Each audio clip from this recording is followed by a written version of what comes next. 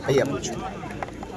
जी, इस बार के जो महाकुंभ जो लगने वाले हैं उसमें अखाड़ा परिषद के जो अध्यक्ष हैं उन्होंने एक विरोध किया है कि मुसलमानों को दुकान न दिया जाए। इस अच्छा पर है, क्या प्रतिक्रिया? बहुत उचित है, उत्तम है। जिन्हें सनातन संस्कृति का ज्ञान हो, हिंदू धर्म के बारे में पता हो, देवी देवताओं के बारे में पता हो, पूजन पद्धति के बारे में पता हो, पूजन की सामग्री की कितना सम्मान करना चाहिए इस बारे में पता हो, उसी को ये कार्य दिया जाए तो ही उत्तम है। अब जिन्हें इस बारे में पता ही नहीं है, वो अगर विक्रय करेंगे तो निश्चित रूप से नाश ही करेंगे, उल्टा ही करेंगे। तो कई थूक कांड मिले, फलों के ऊपर ना जाने गंदगी चिपकाते हुए मिले, एक जगह पेशाब कांड मिला।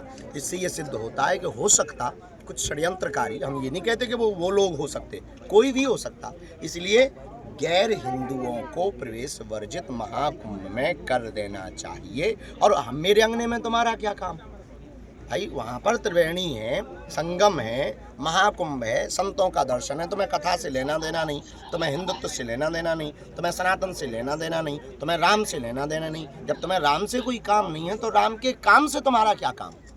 इसलिए उचित है। महाराज जी, कवर्धा में मंदिर स्थापना हो रही है, उसके लिए पहुंचे हुए हैं। जी, आज कवर्धा में भूमि पूजन है, बागेश्वर हनुमान जी के मंदिर की प्राण प्रतिष्ठा होनी है। अग्रवाल परिवार, यहाँ के सभी प्रियजन मिलकर के, हमारे प्रिय भैया शर्मा जी, आपके जो छत्तीसगढ़ के डिप्टी सीएम हैं, आप मिलकर के सब बहुत उत्साह के साथ में सनातन संस्कृति, छत्तीसगढ़ के विकास के लिए, सबके विकास के लिए, छत्तीसगढ़ की उन्नति के लिए, यहाँ पर भेदभाव को मिटाने के लिए, पिछड़े लोगों को आगे लाने के लिए तरह तरह के प्रयोग किए जा रहे हैं। उसी एक प्रयोग में ये प्रयोग है। मंदिर का उद्देश्य केवल इतना है कि लोगों को अंधविश्वास से बचाकर हनुमान जी से जोड़ा जाए। महाराज जी, एक खूब बात चल रही है, बटोगे तो कटोगे, इस पर आपका क्या है? हाँ, बहुत सही है, उसमें कोई संदेह नहीं। देखो, अगर हम अलग अलग रहेंगे तो टूटेंगे। 40 करोड़ की जनसंख्या वाले देश में जब 3 करोड़ की जनसंख्या के देश के 300 लोग मात्र आए और उन्होंने गुलाम बनाया, वो थे इंग्लैंड के लोग। 300 लोग आए थे और 40 करोड़ की जनसंख्या वाले देश को उन्होंने गुलाम बनाया था, सिर्फ एक सूत्र पर, फूट डालो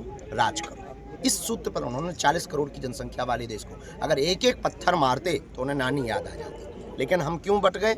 हम बट गए इसलिए हम गुलाम बन गए। अगर फिर से गुलाम बनना है तो बट जाओ, और गुलाम नहीं बादशाह बनना है तो बटो नहीं, एक हो जाओ। आपके ऊपर भी कुछ हमला हुआ है, ऐसा सुनने को मिला है महाराज जी। हाँ, हमला तो नहीं हुआ। हमारे घर के पास में वो जहाँ निवास है, आश्रम में, स्थान पर जहाँ बहुत लोग आते रहते, बगल में पुलिस चौकी भी है, प्रशासन व्यवस्था भी बहुत अच्छी है और खूब भीड़ भाड़, प्रतिदिन दर्शनार्थी लाखों लोग आते हैं।